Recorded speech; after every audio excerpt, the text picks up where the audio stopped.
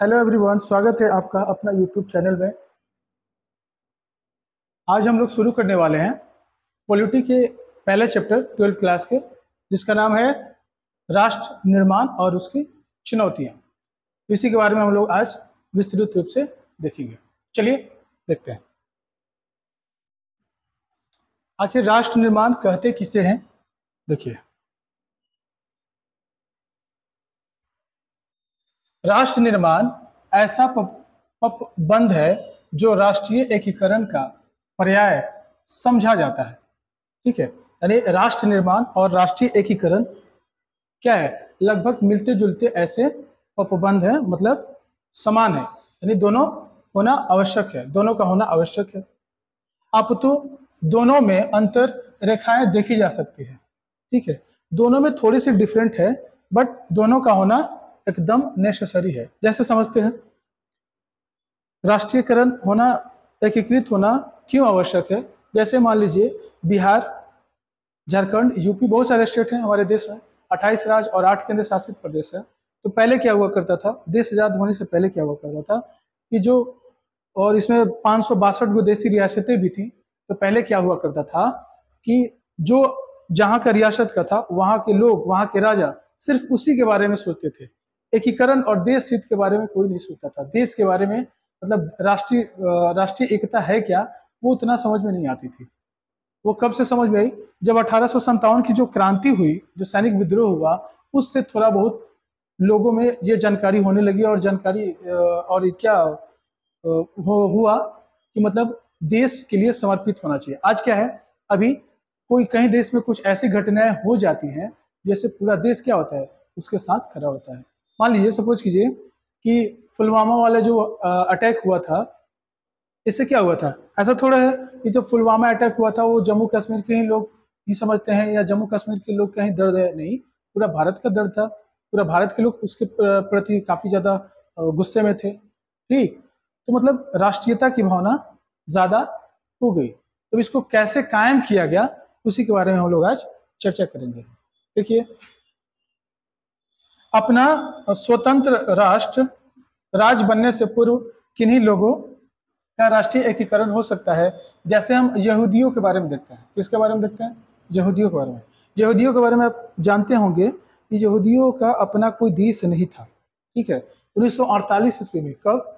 1948 ईस्वी में फिलिस्तीन एक जगह है, देश का नाम है, उसी में इन्हीं को क्या किया गया, बसाया गया था। ठीक है, तो ये लोग पहले से ही ना एकीकृत थे। ठीक है, और इनको देश मिलने से पहले ये जो यहूदी थे, बहुत सारे जो यहूदी थे अमेरिका में रहते थे, यूरोप में रहते थे, बहुत बहुत देशों में रहते थे। जैसे ही इनको अपना देश मिला, जैसे इनको अपना देश हुआ कि नहीं, जो इजराइल है ये मेरा देश है, इन लोगों ने क्या किया कि अपने देश में जहां जहां से भी यहूदी थे सबको इजराइल आ गया और वहां अपने घर की स्थापना किए। फिर वापस जहां जहां जिसको जाना था वो गया, लेकिन जैसे भी वहां पे अपना घर एक बनाया और वहां पे अपने राष्ट्र के प्रति समर्पित बने। ठीक है,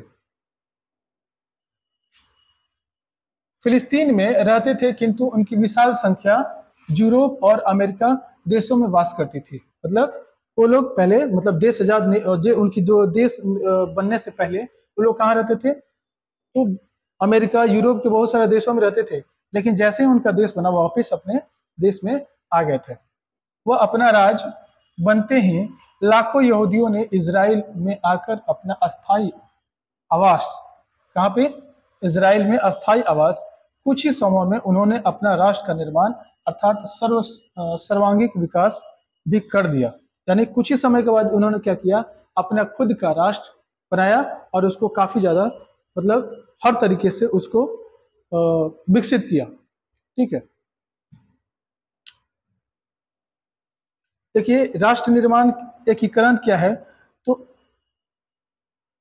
राष्ट्रीय एकीकरण भावनात्मक होता है, क्योंकि सभी लोग एक दूसरे से मजबूत अदृश्य धागे से जुड़े होते हैं और इनकी एकता अटूट होती है, तथा उस राष्ट्र का हर सदस्य पूर्वक कहता है कि वह देश उसकी मातृभूमि है, जिसकी खातिर वह अपने प्राण तक भी त्याग कर सकता है। यानी राष्ट्रीयता क्या है भाई? तो राष्ट्रीयता देखिए, राष्ट्रीयता एक भावनात्मक रूप से जुड़ी है, ठीक है। इसमें सभी लोग एक दूसरे से क्या होता है, एक मजबूत ढाई के रूप में जुड़े हुए रहते हैं, ठीक। और उनकी एकता अटूट रहती है, मानी टूट नहीं सकती है, तथा उसका राष्ट्र का हर सदस्य गौरवपूर्व यही कहता है कि वह राष्ट्र के लिए अपनी क्या हो सकता है, अपनी मातृभूमि के लिए अपनी प्राणों को क्या कर सकता है, खुशी खुशी निछावर कर सकता है। उसी को ही राष्ट्रीय एकता कहते हैं। आगे देखते हैं हम लोग। अब देखिए, अब जब राष्ट्र का निर्माण होगा तो उसके लिए क्या होगी, बहुत सारी चुनौतियां होगी। राष्ट्र के निर्माण में बहुत सारी चुनौतियां होगी, तो वही इन्हीं चुनौतियों के बारे में हम लोग अब देखते हैं। राष्ट्र के निर्माण की चुनौतियां क्या थी? तो बहुत सारे मुद्दे थे, लेकिन उसमें से जो 3 मुद्दे जो थे ना, वो काफी ज्यादा इंपॉर्टेंट थे। उसके बारे में हम लोग देखेंगे। पहला है, विविधताओं से परिपूर्ण देश में किस प्रकार की एकता स्थापित की जाए। सबसे इंपॉर्टेंट तो ये था हम लोग के भारत देश में कि इतने बड़े विविधता वाले देश, बहुत सारे अलग अलग धर्म के लोग, ठीक है, उनकी सभ्यता कल्चर अलग है, उनको कैसे एक बंधन में बांधा जाए, ठीक है, कैसे उनको एकता के बंधन में बांधा जाए। कुछ लोग अलग हैं, उनका कुछ खान पान अलग है, डाइवर्सिटी अलग है, पूजा पद्धति अलग है, कैसे उनको एक बंधन में बांधा जाए और उनके मतलब कि मन में राष्ट्रीयता की भावना को कैसे ना जागृत किया जाए। सबसे बड़ा मुद्दा यही था। दूसरा मुद्दा क्या था? तो संविधान में मेल खाती लोकतांत्रिक प्रणाली की स्थापना की जाए और वैसा संविधान बनाया जाए जिसमें सभी लोगों के लिए एक बराबर से एक नियम कानून हो, ठीक है। अब ऐसा नहीं कि उसके लिए किसी के लिए गलत हो जाए या सोचे कि मेरे लिए तो इस संविधान में कुछ है ही नहीं, तो उस हिसाब से बनना चाहिए संविधान, उसमें सभी प्रकार के लोगों को एक ही नजरिए से देखा जाए। वही बड़ी मुद्दा थी। तीसरा मुद्दा क्या था? तो ऐसे विकास जिसमें किसी एक वर्ग का नहीं वरन समूचे समाज का विकास हो। और तीसरा बड़ा मुद्दा यह था कि ऐसा विकास किया जाए जिससे किसी एक वर्ग का विकास नहीं होकर के पूरे समाज का, पूरे जो राष्ट्र में जितने सारे जो लोग हैं सबकी जो है ना विकास हो सके, ठीक है। अब इस मुद्दे को कैसे बनाया गया, यही है। इसके लिए संविधान बनाया गया। संविधान में हर प्रकार के लोगों के लिए अलग से मतलब की सब व्यवस्था की गई। ऐसा किसी के लिए भी नहीं था कि मतलब आपके विकास नहीं हो सकता है, आपके बारे में संविधान में नहीं है, सबको उसमें रखा गया है, ठीक है। लेकिन उस समय सबसे बड़ी चुनौती यही थी।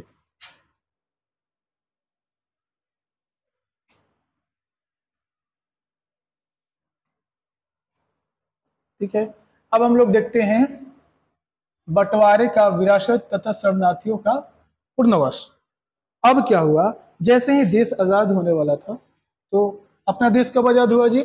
तो 15 अगस्त 1947 को हुआ, ठीक है। और पाकिस्तान कब हुआ?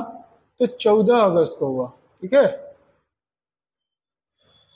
तो सबसे बड़ा मुद्दा यह था, जैसी देश आजाद होने वाली थी और जैसी देश आजाद हुई तो क्या हुआ कि बंटवारे में बहुत सारे लोग, जो धर्म के आधार पर तो बंटवारा हुई थी, तो बहुत सारे लोग जो हिंदू थे वो लाहौर वगैरह इलाके में थे, तो उनको वापस अपने देश में आना था। और बहुत सारे इधर मुस्लिम भाई थे जो इनको उधर पाकिस्तान वाले इलाके में जाना था। उस समय जब बना था, देश आजाद हुआ था, तो उस समय पाकिस्तान 2 हिस्सों में बटा हुआ था, ठीक है। एक इधर जो पाकिस्तान था इसको बोला जाता था पूर्वी पाकिस्तान, ठीक है। और एक इधर वाले जो पाकिस्तान था, आज भी है, इसको बोला जाता है पश्चिमी पाकिस्तान बोला जाता था, ठीक। यहाँ पे जो पश्चिम बंगाल हुआ करता था वो बहुत बड़ा एरिया होता था, ठीक है। तो पश्चिम बंगाल में जो हिंदी बहुल इलाका थे उसको बोला गया पश्चिम बंगाल, ठीक है। और जो मुस्लिम बहुल इलाका हुए उसको बोला दिया गया पूर्वी बंगाल, जो कि बाद में पाकिस्तान बन गया। और एक ये पश्चिमी पाकिस्तान था, ठीक है, जो आगे चल करके क्या हुआ, 1971 में ये बांग्लादेश भी,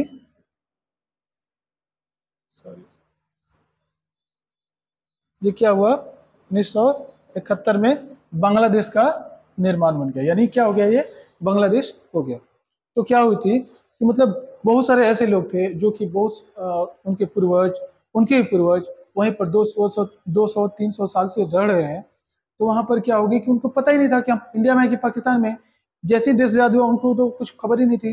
तो उनको क्या हुआ कि एक मोहलत दी गई कि ऐसा करते हैं, आपको 4 घंटे का समय दिया जाता है, आप अपने देश में चले जाइए। सोचिए जो आदमी जिसका बिजनेस, व्यापार, घर द्वार सब कुछ है और कई 100 सालों से रह रहे हैं, 2 4 5 घंटे में कैसे आ जाएंगे, अपना कैसे समेट लेंगे? संभव नहीं था। कुछ लोग जैसे तैसे छोड़ छाड़ करके कुछ जो उनकी जो पैसे रुपए होंगे कुछ अपना ले लाके आ रहे थे। उसी बीच क्या हुआ, कुछ लोग नहीं भी आ रहे थे, लेट हो रही थी, तो ट्रेन जा रही थी जो पाकिस्तान से, सॉरी, पंजाब से पाकिस्तान जा रही थी।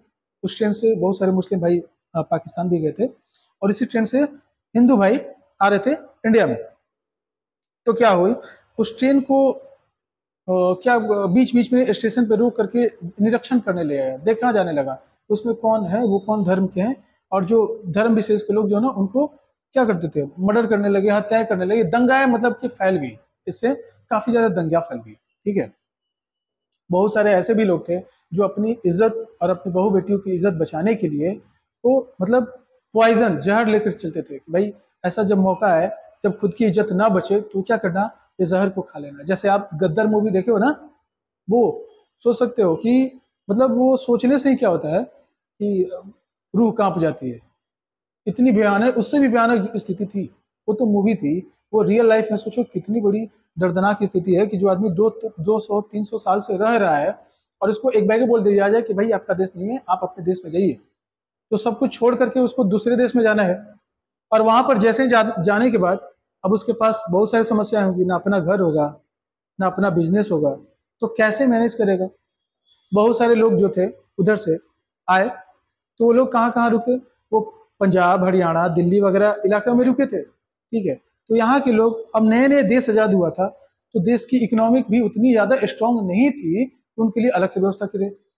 ठीक, लेकिन यहाँ पे जैसे तैसे करके उनको व्यवस्था किया गया, उनके लिए कुछ रिफ्यूजी कैंप बनाए गए थे, रिफ्यूजी कैंप में रहते थे, फिर उनको कुछ कहीं आवास वास दिया गया, फिर उनको रोजगार वगैरह कुछ कुछ दिया गया। ठीक है, खाने वाने की भी व्यवस्था कुछ कुछ कराई गई। ठीक, इससे कुछ हद तक क्या होगा, जो कुछ प्रॉब्लम जो है, समस्या जो है, कुछ हद तक कम हुई। लेकिन ऐसा थोड़ा है कि अस्थायी रूप से खत्म हुई, अस्थायी रूप से खत्म नहीं हुई। ठीक है, आइए उसी के बारे में हम लोग देखते हैं। देखिए, जो हम अभी आपको बता रहे थे, ट्रेन वाला जो समस्या था, देख सकते हैं कि कितनी बड़ा भयावह स्थिति थी। इतने ज्यादा भीड़ में लोग ट्रेन से आते जाते थे और इस बीच में क्या होगी, कोई सांप्रदायिक विशेष ने उस ट्रेन को स्टेशन पे रोक करके देखते थे कि भाई आप कौन से धर्म के, आप कौन से धर्म के हो। यदि आप ये धर्म के हो तो चलिए आपके लिए अलग से व्यवस्था होगी, और आप दूसरे धर्म से हो तो आपको मतलब मार दिया जाएगा। मतलब सोचकर भी डर लगता है, इतनी ज्यादा खराब स्थिति थी उस समय। लगभग 8 मिलियन, यानी 8 मिलियन लोग अस्त व्यस्त की जिंदगी जी रहे थे, और इस समय कम से कम 8 10 लाख तो लोग मारे भी गए थे, बहुत ज्यादा दंगे हुए थे। देखिए ऐसी व्यवस्था हुई थी। देख सकते हैं कितना ज्यादा भयावह स्थिति है इस फोटो में। देखिए बताए थे ना, विभाजन के बाद पंजाब से पाकिस्तान जा रही ट्रेन में जिसमें मुस्लिम नागरिक पाकिस्तान जा रहे थे, ठीक है, विभाजन के समय 8 मिलियन, कितने, 8 मिलियन, लगभग 80 लाख, 8 मिलियन जनसंख्या का दोनों देशों में विस्थापन हो गया। ठीक है, यानी इधर वाले इधर आ गए, उधर वाले इधर चले गए। शरणार्थियों के आने के समय भारत में मुसलमानों की विशाल जनसंख्या पलायन करके पाकिस्तान चली गई थी। ठीक है, इस घटना ने सांप्रदायिक दंगों को क्या कर दिया था, भड़का दिया था भारत और पाकिस्तान के बीच। अब देखिए, अब इसी बीच क्या हुआ, भारत और पाकिस्तान के बीच एक समझौता हुआ। कब हुआ, 19 जुलाई 1948 ईस्वी को। इस समझौते में यह कहा गया कि देखिए 19 जुलाई 1948 के पहले जो हिंदू, चाहे जो भी जो धर्म के हैं, वो लोग, जो भी कम्युनिटी के लोग यहाँ पे इंडिया में आ गए हैं, तो उनको ना भारत की नागरिकता दे दी जाएगी। ठीक है, यही कहा गया। फिर नेक्स्ट क्या कहा गया,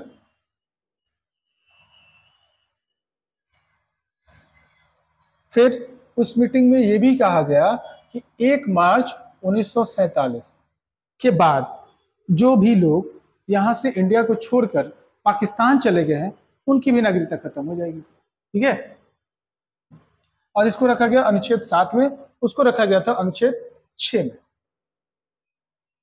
भारत की नागरिकता नहीं होगी, लेकिन वह नागरिक हो सकते हैं यदि वह पाकिस्तान की सरकार से अस्थायी पुनर्निर्वास की अनुमति पत्र लेकर 19 जुलाई 1948 से पूर्व लौट आए।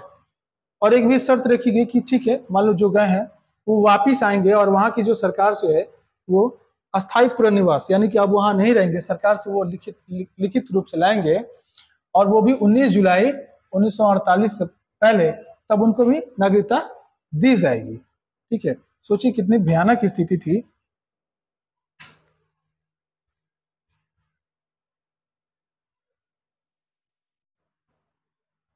अब देखिए शरणार्थियों के लिए क्या क्या व्यवस्था की ली गई थी। जो शरणार्थी आए थे, जैसे बहुत सस्ती दर पर भूमि दी गई थी। ठीक है, अब मान लीजिए वो दूसरे देश से आए, उनके पास पैसा वैसा कुछ है नहीं, हाँ, जैसे तैसे करके वहां पर जिंदगी निवास कर रहे, मतलब बिता रहे। आवासीय मकान का आवंटन किया गया था। क्या हुआ था कि बहुत सारे जो यहाँ से भी जो गए थे मुस्लिम भाई लोग, तो उनकी मकान खाली हो गया था। उस मकान को नीलामी करवा करके बहुत कम दामों पर उन लोगों को बसाया गया था। ठीक है, कार्यालयों में नौकरी, कोई धंधा, ठीक है,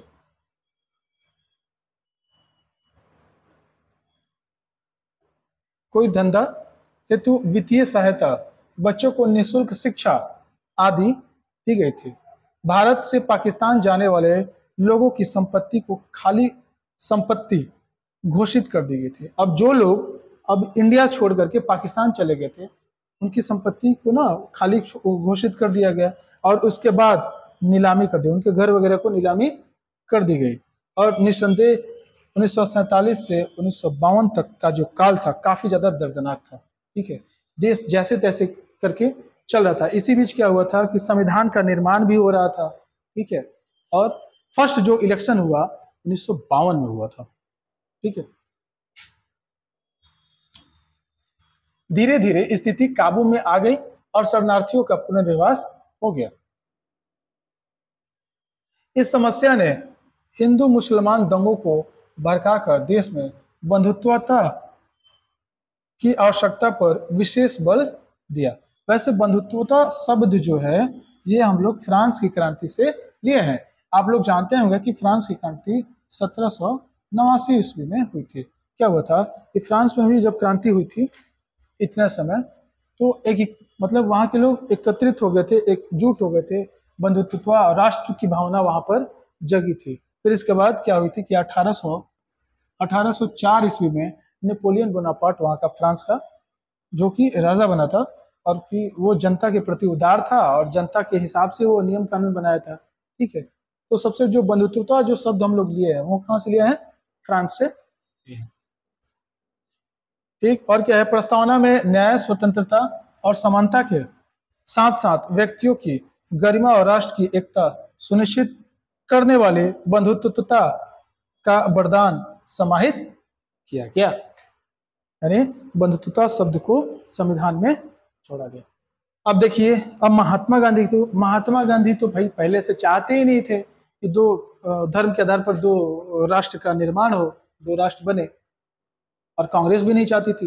लेकिन क्या किया जाए, मतलब ऐसा सिचुएशन आ गया कि जो मुस्लिम लीग बना था 1906 ईस्वी में, जिसके संस्थापक थे आगा खां सलीमुल्लाह खां, ठीक है, और उनके जो भी सदस्य थे, उन्होंने मतलब काफी ज्यादा वो जिद पड़ रहे थे कि जैसे भी करके हमको ना हमारा देश दे दीजिए, हमको अलग से आपके साथ नहीं रहना है। ठीक है, और जैसे तैसे करके 1945 में जो सम्मेलन हुआ था उसमें भी उन लोगों ने बोला कि नहीं, तो 1946 ईस्वी में उन लोगों ने बोला, डायरेक्ट एक्शन प्लान रख दिया, भाई ऐसे नहीं, हम लोग दंगे करेंगे, मतलब हम लोग डायरेक्ट एक्शन लेंगे। जिससे क्या हो गई कि दंगे देश में भड़क गए। अब लोगों को लगा कि भाई ऐसा करते हैं कि दंगे करवाने से तो अच्छा नहीं है, बहुत सारे लोग मर रहे हैं, उनको भाई जो चाहिए अपना देश बंटवारा कर ले, अपना देश ले ले और यहाँ से चले जाए। तो मजबूरन क्या होगा, देश बंटवारा हुआ। सोच सकते हैं जिस गांधी ने इतना कुछ किया देश के लिए, ठीक है, वो मजबूर थे, वो कुछ नहीं कर पा रहे थे। ठीक, तो जब देश आजाद हुई तो बहुत सारे लोग जश्न मना रहे थे। ठीक है, तो गांधी जी ने जश्न नहीं मनाया। वो तो वो कह रहे थे कि क्या जश्न मनाए, एक एक तरफ तो मेरा देश आजाद हो रहा है, दूसरी तरफ दो भागों में बट रहा है। ठीक है, जश्न गांधी जी ने जश्न नहीं मनाए, और सांप्रदायिक हिंसा से उन्हें गहरी ठोस लगी थी। मतलब गांधी जी जो है ना हिंसा उंसा के बहुत ज़्यादा विरोधी थे, और जो भी दंगे हो रहे थे उसमें आदमी मर रहे थे जो हिंसात्मक थी, ठीक है। अहिंसा और सत्याग्रह के सिद्धांत कायम होते प्रतीत नाकामयाब होते प्रतीत हो रहे थे। मतलब अहिंसा अहिंसा और सत्याग्रह वाले जो गांधी जी थे उनकी नाकामयाबी हो रही थी। मतलब वो जो जैसे हिसाब से वो अपने देश को आज़ाद किए वैसे तो चल ही नहीं रहा था, हिंसा हो रही थी। सबसे भयानक जो हुई थी उस समय, कोलकाता में एक जगह है नोआखाली, ठीक है। नोआखाली में काफी ज्यादा दंगे होने लगे। तो नोआखाली में इतने भयानक दंगे हुए, बहुत सारे लोग मरे थे। तो अंग्रेज के कंट्रोल से बाहर था, तो किसको बुलाया जाए? तो उस समय गांधी जी को बुलाया गया था। गांधी जी की बात को सब मानते थे, सबको फॉलो करते थे, चाहे कोई भी हो सबको मानता था, बड़ी रिस्पेक्ट करता था। क्योंकि उस आदमी ने अपने लिए कुछ नहीं लिया, कोई पोस्ट नहीं लिया, मतलब कुछ नहीं है, राष्ट्रपति प्रधानमंत्री कुछ नहीं लिए थे, राष्ट्र के प्रति समर्पित कर दिए थे। गांधी ने बहुत कुछ किया, इसलिए ऐसे ही हम लोग उन्हें राष्ट्रपिता नहीं कहते हैं। तो उनकी बातों को, उनकी रिस्पेक्ट को सभी कोई इज्जत करता था। तो गांधी जी को ना वहाँ कलकत्ता में नोआखली में बुलाया गया, और अंग्रेज बोला कि भाई आप संभालिए इन लोगों को, यहाँ पर हिंसा बहुत ज़्यादा बढ़ गई है। तो गांधी जी के कहने पर लोगों से अपील किए, तो हिंसा क्या हो गई, दब गई।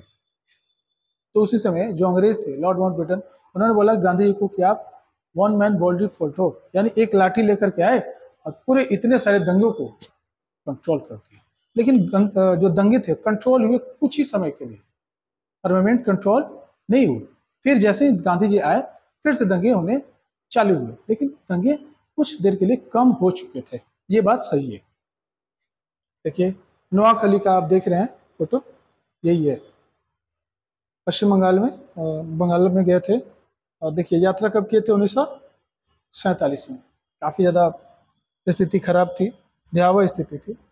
आशा करते हैं आप लोगों को अच्छा लगा होगा। अच्छा लगा हो तो वीडियो को लाइक कर दें, चैनल को सब्सक्राइब कर दें, और अपने दोस्तों के साथ वीडियो को शेयर करें। मिलते हैं नेक्स्ट क्लास में बहुत सारे इंटरेस्टिंग टॉपिक लेकर के। धन्यवाद।